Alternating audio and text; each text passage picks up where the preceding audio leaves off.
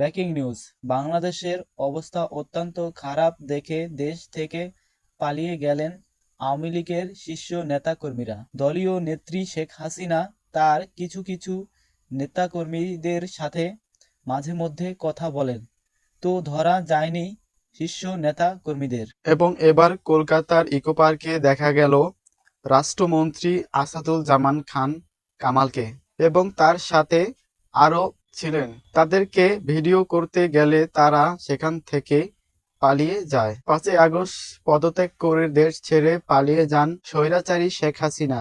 এরপর একে একে গ্রেপ্তার হতে থাকেন আওয়ামী লীগের শীর্ষ নেতাকর্মীরা। তবে অধিকাংশ আওয়ামী লীগের নেতাকর্মীরা এদিক সেদিক পালিয়ে যান এবং কোনো তথ্য মেলেনি আইনজীবীদের হাতে।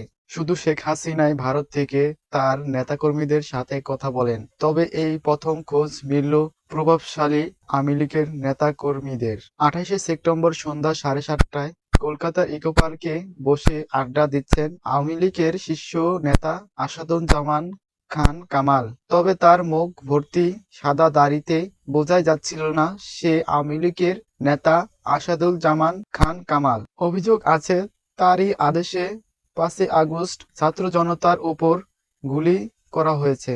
প্রিয় দর্শক, আপডেট নিউজ পাওয়ার জন্য আমাদের চ্যানেলটি সাবস্ক্রাইব করে সাথেই থাকবেন। তো এতক্ষণ ভিডিওটা দেখার জন্য অসংখ্য ধন্যবাদ।